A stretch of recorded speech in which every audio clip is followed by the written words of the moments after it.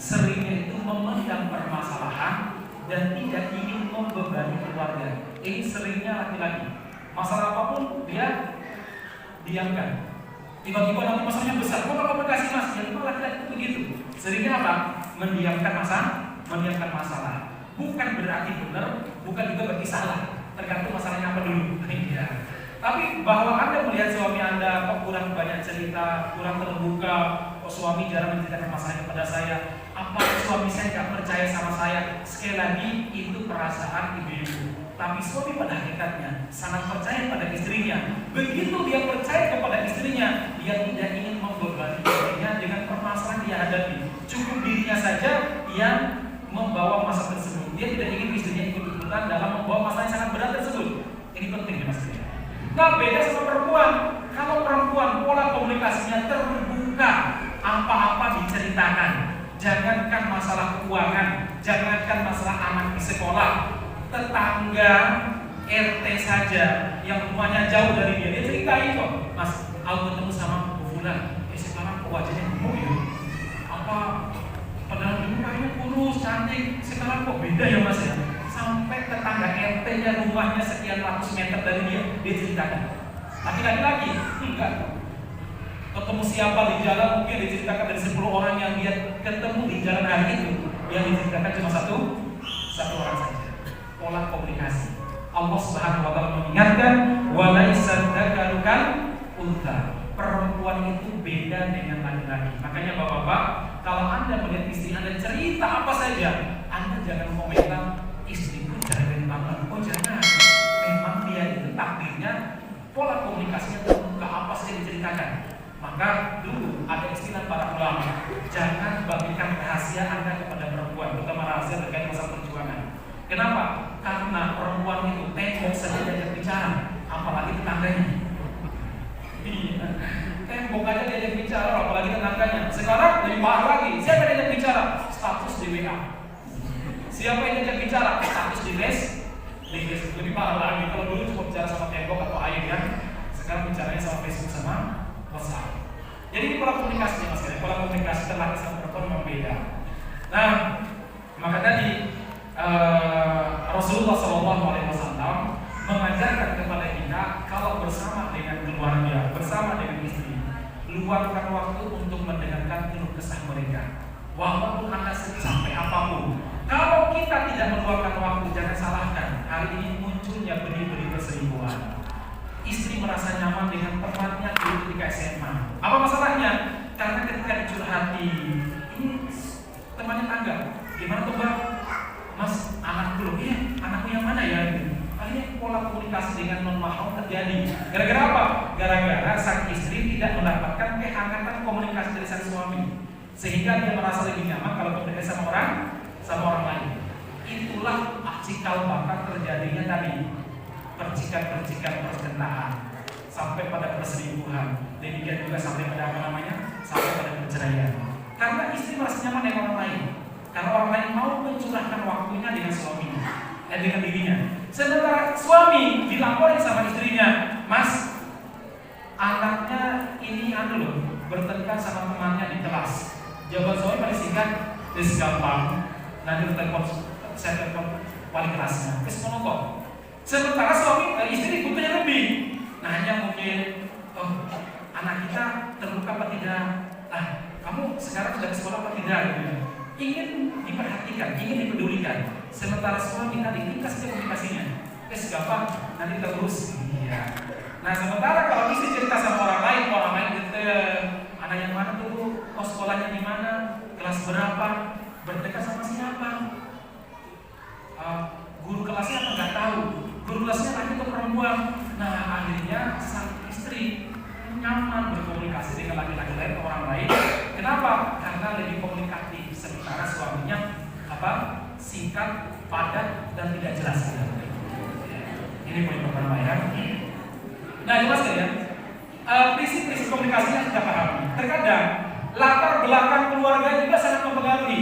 Yang satu PNS, yang satu mungkin keluarganya dulu bapak ibu dia PNS, sementara bapak ibu dia ibunya ibu rumah tangga. Itu beda banget. Contohnya mas kalian dalam kehidupan kita. Kalau ibu dan bapak kita orang kantoran, itu kita akan terbiasa pola hidup yang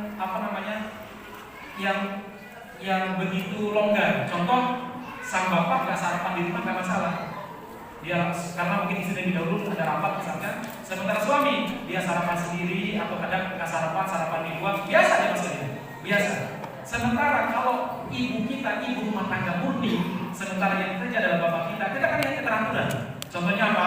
Ada waktu sarapan bersama karena ibu sudah masak setelah sholat subuh atau bahkan sebelum subuh. Sementara yang orang tuanya pegawai negeri ataupun pekerja, dia melihat begitu istri bangun dia sudah mempersiapkan alat kerjanya, ya itu beda. Karena nanti kalau seandainya anak kita, anak pegawai negeri, bapak ibunya pekerja PNS atau pekerja di sebuah pabrik, dengan anak yang orang tuanya ibu rumah tangga, itu menikah, itu pola komunikasi kalau tidak dijaga bermasalah. Contoh, kalau yang pengantin atau yang laki-laki itu ibunya adalah ibu rumah tangga, maksud orang tua ibu rumah tangga. Sementara istri dia, orang tuanya adalah pegawai yang berangkat jam 7 pagi harus tepat sampai kantor, kemudian pulangnya paling cepat jam 4. Itu nanti komunikasi beda. Bagi laki-laki, dia ingin istrinya sama dengan ibunya. Itu apa? Masak, menyiapkan anak-anak sekolah, kemudian mendampingi suaminya, perlengkapan suaminya sudah disiapkan. Gambarannya istri itu ya begitu seharusnya. Sementara istrinya yang keluarga pegawai, bagi dia biasa saya lihat bapak saya makan di luar, kadang sarapan sendirian, bagi dia nggak masalah.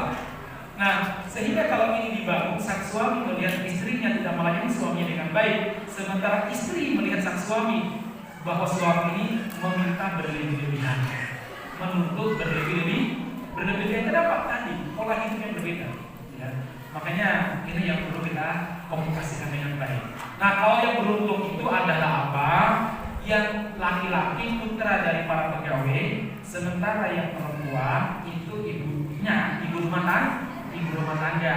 Nah, sehingga ketika suami setelah menikah dengan putri daripada ibu rumah tangga tadi, melihat pelayanan luar biasa, dia merasa sangat dimanjakan oleh istri. Dia akan cerita kepada orang lain, padahal bagi orang lain biasa gitu istri saya gitu ya. Apa masalahnya? Latar belakang keluarga sangat penting misalnya. Ya, harus kita pahami. Masuk ke sini yang benar-benar bermasalah. Termasuk contoh, saya punya pengalaman yang luar biasa. Dulu ketika saya bersama mertua saya kan mau nikah ya. Mertua saya bilang, calon mertua dulu, saya nggak mau menerima sampai saya ketemu keluarga saya di setengah barat sana. Jadi bapak ingin lihat keluarga saya, iya, baru saya bisa mengatakan terima apa tidak lamaran mas. Siapa? Ayo pak, kita berangkat. Naik apa? Naik pesawat. Tiketnya gampang pak, itu urusan saya. Pada saat tabungnya pas-pasan sebenarnya. Tapi bagi laki-laki ya harus jaim dong ya. Mau melamar kok masa beda sama calon mertua ya. Saya masih ingat saat itu tabungan saya pas-pasan sebenarnya. Pas dipakai, pas habis sebenarnya. Nah, setelah nggak ada kebutuhan pas nggak ada. Pas-pasan.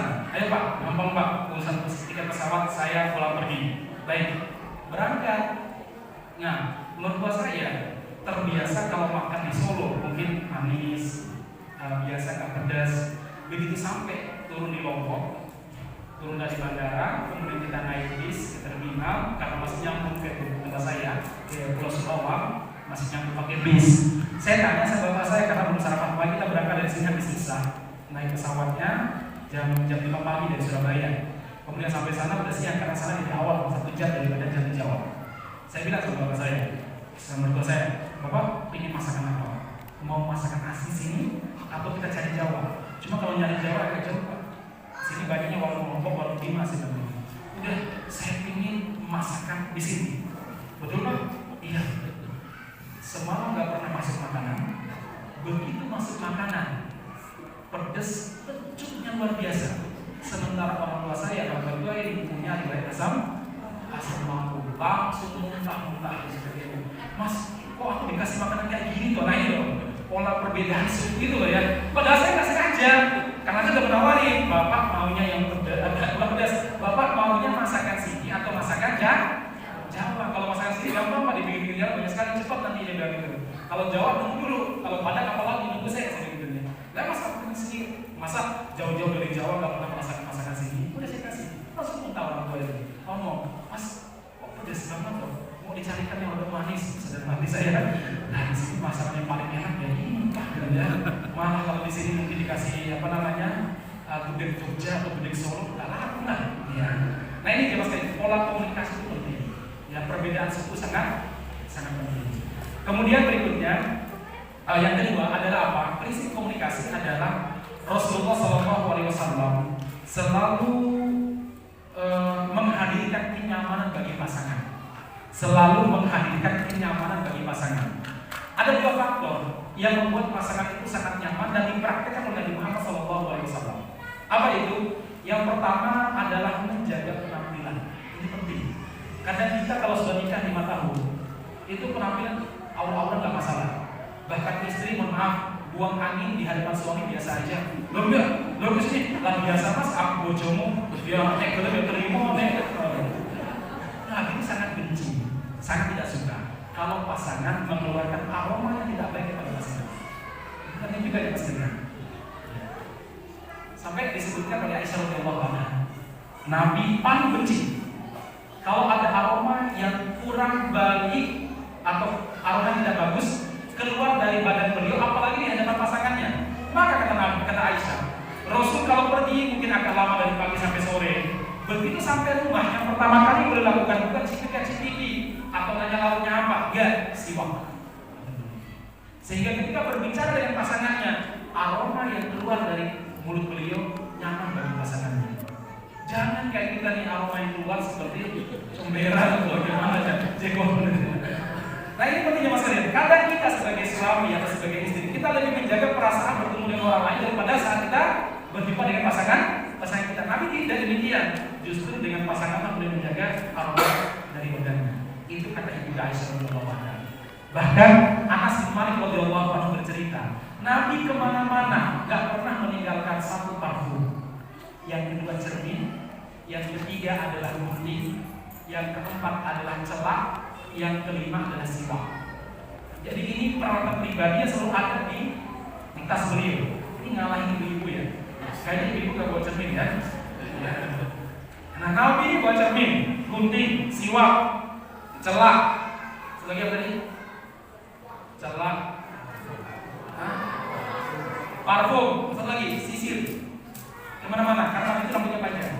Kadang sampai sini rambutnya, kadang sampai sini. Ya rambut Nabi, kadang dibelah dua, ya. Kadang didekat satu. Itu rambut Nabi Muhammad SAW. Nah, kata Anas bin Malik, Nabi adalah orang yang senantiasa menjaga penampilan.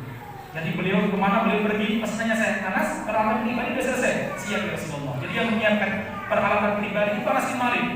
Kenapa Nabi Muhammad sangat menjaga penampilan? Baik kepada pasangan, demikian juga kepada orang lain. Terutama kepada pasangan. Rasulullah pernah bersabda, aku ada tidak tergesa-gesa, teliti, kemudian buat iktisad, hemat, dan husnus sambi, berpenampilan menarik. Juz'un min arba'atin wa isyriina min nubuwah. Itu ciri dari 24 ciri para nabi. Ya. Jadi apa tadi? Tadi tidak mudah berkesimpulan. Yang kedua apa? Hemat. Ya, ternyata diajarkan hemat juga. Yang ketiga apa? Berpenampilan menarik. Bahasa orang sekarang good looking. Ternyata sunnah nabi good looking itu jangan sedih. Dan sementara di saat yang bersama kita biasa-biasa aja penampilannya. Nabi Muhammad cermin, sisir, siwak, minyak wangi. Padahal Nabi itu aroma badannya, keringatnya sudah wangi. Bahkan sebagian para sahabat sengaja punya botol khusus untuk menampung keringat Nabi. Jadi kalau Nabi tidur di siang hari, mereka mengkerok keringat Nabi ditampung. Nanti dicampur dengan parfum atau dicampur dengan air mandi supaya dapat berkahnya. Masya Allah. Ibu-ibu sekalian, ini Nabi ya. Jangan coba sama suami sampean. Ini Nabi ya sekalian. Jadi begitu Nabi itu menjaga perasaan, menjaga kenyamanan dari pasangannya. Itu apa tadi? Penampilannya yang luar biasa. Selalu berpenampilan gagah. Bahkan Anas bin Malik dalam Sama'in Muhammadiyah menceritakan rambut Nabi itu selalu kelihatan kayak basah. Kenapa? Minyakan. Beliau selalu senang meminyaki rambutnya. Kadang kata beliau, nggak selamanya Nabi pakai kopiah, enggak. Kalau pakai kopiah itu kiai. Nabi itu kadang nggak pakai kopiah, kadang beliau sisir di belakang rambutnya, kadang beliau ikat begini rambutnya.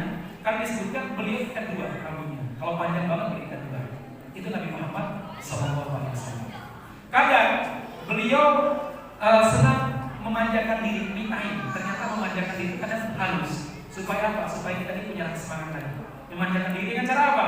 Tadi kadang beliau mandi, terus disebutkan oleh Anas bin Malik, beliau pakai pakaian yang bagus, bahkan beliau punya belenggu merah, beliau pakai khusus biasanya untuk menemui tamu-tamunya. Tidak ada belenggu merah bagus, sehingga para sahabat mengatakan kalau Nabi Muhammad pakai jaket belenggu merahnya itu di malam bulan purnama, kami nggak bisa membedakan mana yang paling tampan, mana yang paling bagus, mana yang paling indah, Nabi atau bulan purnama. Masya Allah. Jadi kalau sarung Ustaz ya udah api-api dikit gak masalah Ustaz ya. Bapak-bapak ya. Baju kaos apa namanya baju koko rodo-rodo mahal dikit apa-apa, yang penting bisa beli gak utang gitu aja sih ya. Dan itu bukan berarti zuhud kita batal, tidak ya. Nabi itu katanya makan daging, jangan terus makan tempe tahu kering terus ya. Iya, kadang mengajarkan itu Nabi. Kadang beliau makan minum susu, kadang beliau pergi bersama para sahabat hanya melihat keindahan alam.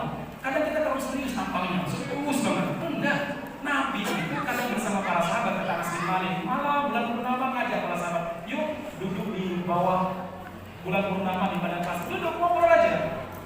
Nanti para sahabat yang ngobrol, Nabi pada sesekali dengerin. Kalau mereka tertawa, Nabi tertawa. Kalau mereka sedih, ya Nabi ikut sedih. Ya, menyimbangi. Kalau mereka bagus, bulannya bagus. Ya, boleh juga menampakkan apa? Menampakkan sikap ketajubannya. Itu Nabi, sehingga orang itu senang banget bersama dengan Nabi. Maka sekali lagi, jangan sampai kita mengecewakan orang, apalagi pasangan kita. Istri kita cerita, lagi cerita sedih. Mas, tadi alah dia sama ini.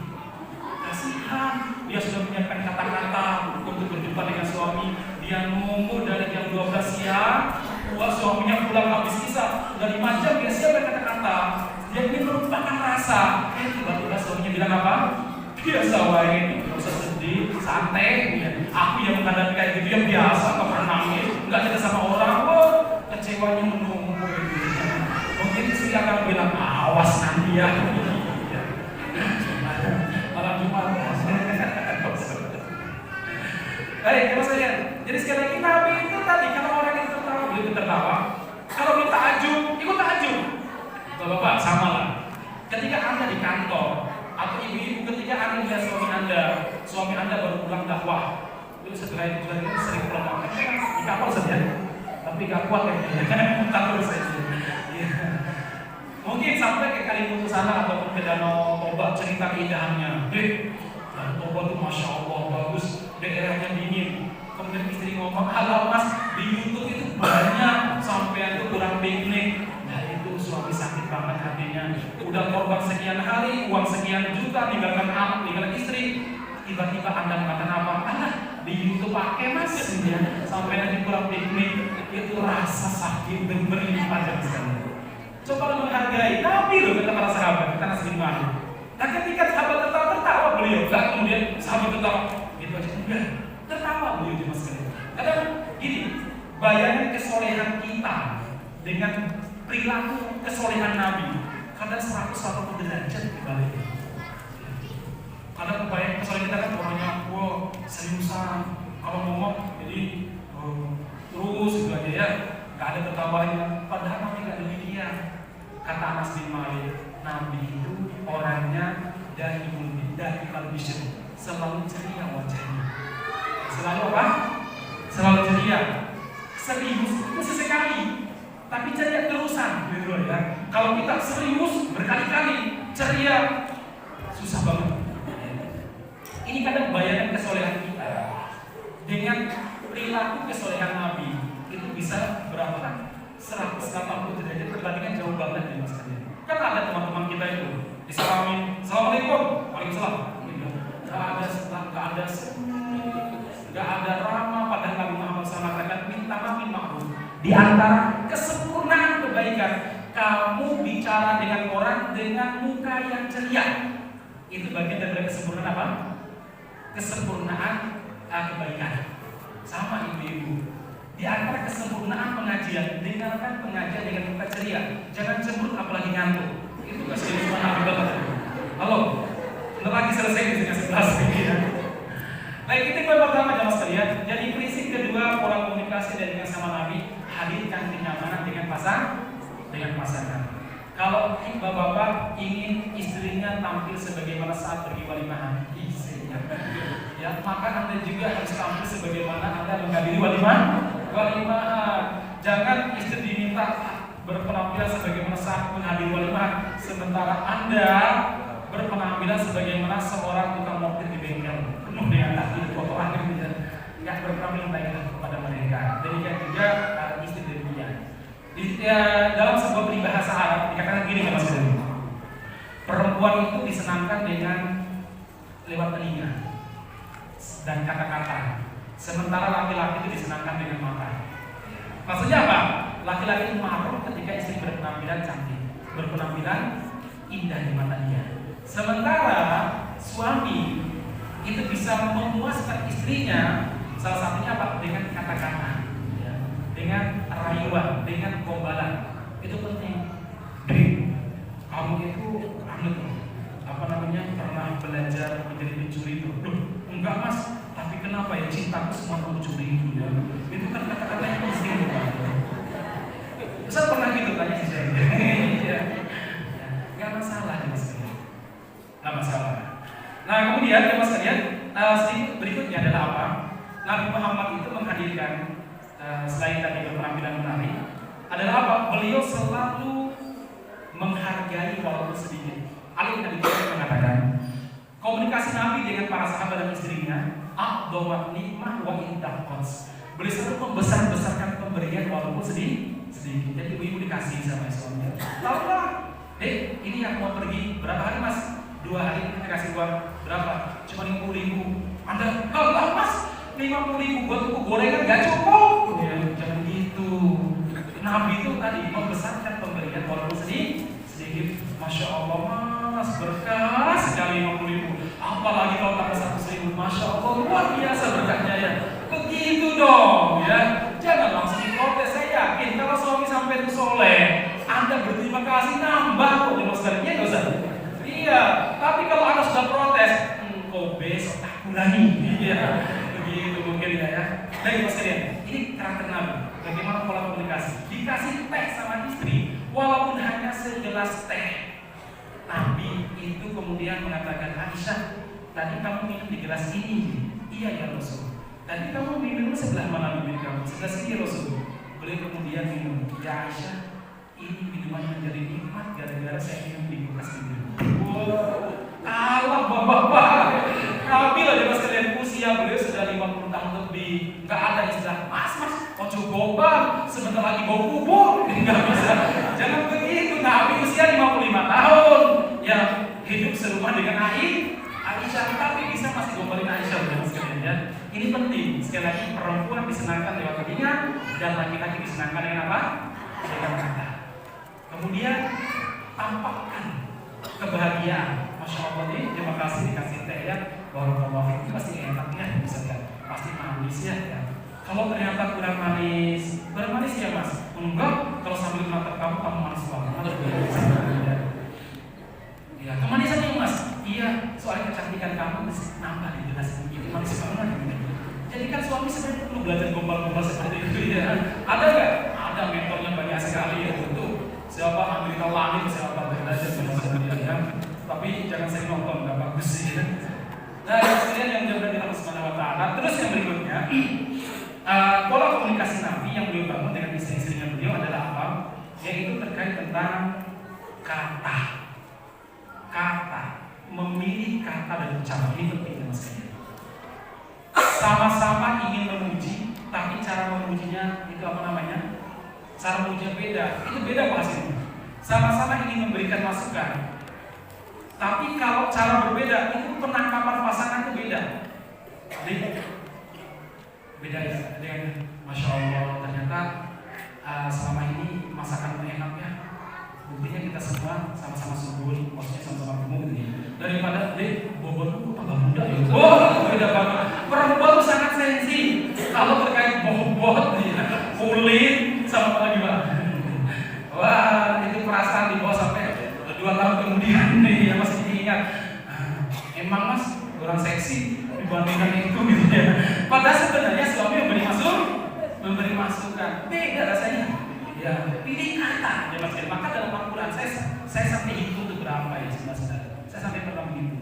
1, 2, 3, 4, 5, 6 sampai 6 kata, 6 cara yang diajarkan oleh Allah Subhanahu wa taala untuk mengungkap sebuah perasaan. Contoh, yang pertama, Allah menyebutkan qaulan ma'rufan, kalimat-kalimat yang baik. Allah berfirman, wa idza hadaral ismata ulul qurba wal yatama wal masakin farzuquhum min wa qulu lahum qaulan ma'rufan.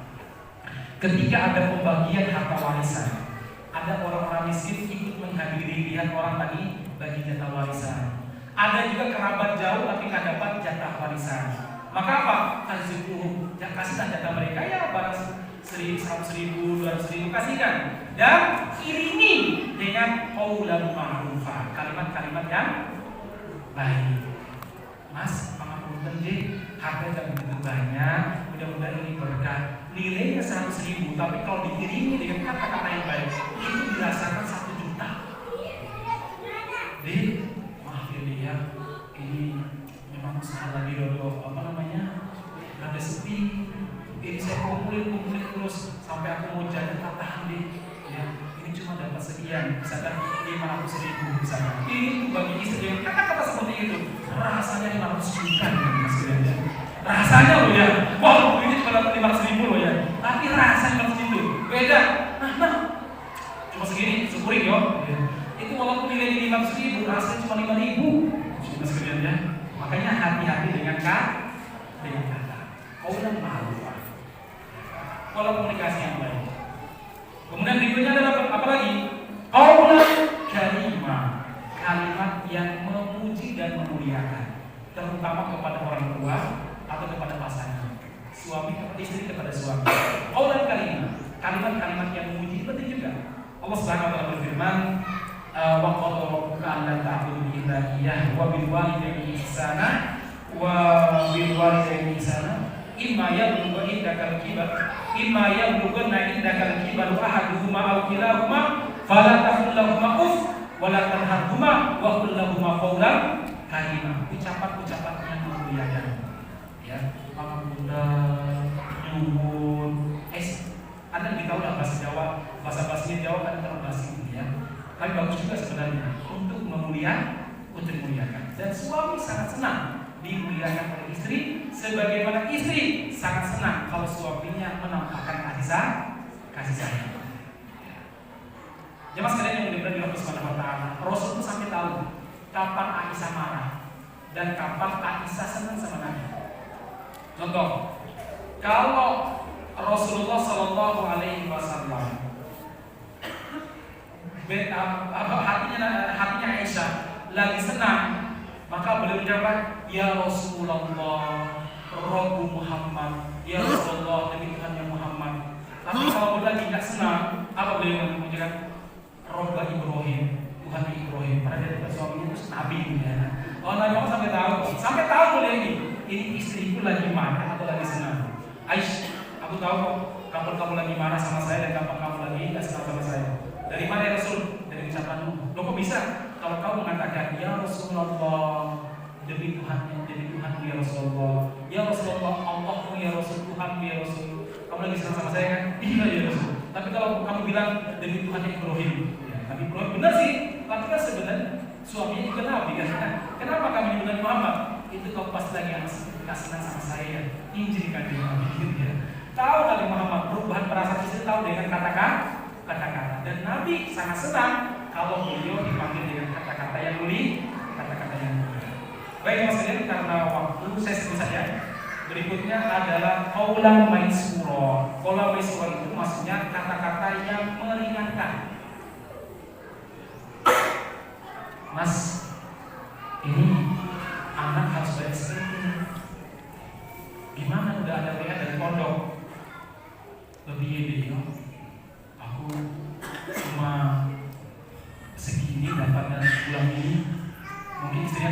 apa? Ya mas, untuk ngomong-ngomong nanti belanja dalam itu dikurangi apa-apa. Itu namanya qaulun maysura. Dan itu sangat dicintai oleh Allah Subhanahu wa taala. Dalam sebuah hadis Rasulullah pernah bersabda, "Khairun nisa'ikum." Sebaik-baiknya istri kalian adalah apa? Al-mutiyat. Mereka yang mutiyat artinya yang suka meringankan derita suaminya. Ya, al-musiyat yang mentaati suaminya. Ya. Jadi sekali lagi al-walud al-mutiyatul musiyat, 4 ya hadisnya. Sebaik-baiknya istri kalian, perempuan kalian, al-wadud, orangnya suka banyak anak. Suka banyak anak berarti suka melayani suami, berarti kan masing-masing begitu. Ya. Yang kedua adalah al-wadud, penyayang. Manggil suaminya ya terus tak pernah manggil namanya. Mat, nggak pernah. Yang sampai minta transferan pun, yang transfer dong. Jadi pakai yang terus sayang, ya. Sayang sama suaminya, penuh kasih sayang. Kemudian yang ketiga adalah al-mutiyat.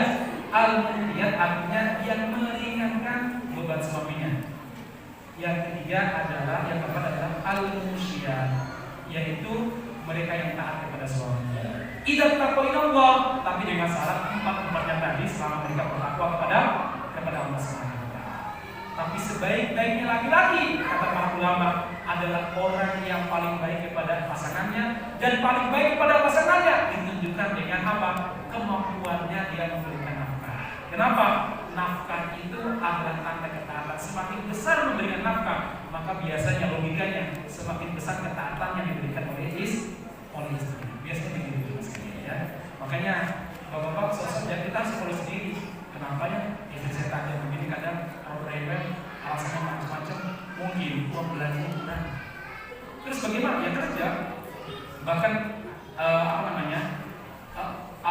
Syekhul Islam Ibnu Taimiyah rahimahullah sampai mengatakan bahwa di antara bentuk berkurban, pendekatan kepada Allah yang paling dicintai sama Allah adalah apa? Mencari nafkah yang halal bagi keluarga. Itu bentuk kurban bagi laki-laki. Pendekatan yang baik adalah mencari nafkah bagi keluarga. Bahkan dia masih pernah ya, suatu waktu Nabi Muhammad dan para sahabatnya pengajian. Lantas ada salah seorang sahabat melewati pengajian Nabi, bawa cangkul, bawa panah. Para sahabat heran, ini orang Nabi lagi isi pengajian malah pergi ke ladang. Nabi menangkap kebingungan para sahabat dan kecurigaan para sahabat kepada sahabat yang sedang mencari nafkah ini. Apa jawaban Nabi? La tadumu, jangan mencela dia. Sesungguhnya dia memiliki beban keluarga yang luar biasa. Sesungguhnya mencari nafkah dan menutupi kebutuhan keluarga adalah ibadah, bahkan ibadah yang utama daripada pengajian sebelum sekarang. Ini penting ya mas ya. Jadi seorang muslim laki-laki itu kuat dalam mencari nafkah, kuat juga dalam beribadah, termasuk menuntut ilmu. Baik mas sekalian, saya kira itu yang saya sampaikan mudah-mudahan bermanfaat. Mudah-mudahan yang waktu bisa kita bisa kita sempurnakan bagaimana membangun komunikasi dengan pasangan kita. Saya berikan waktu berikutnya kepada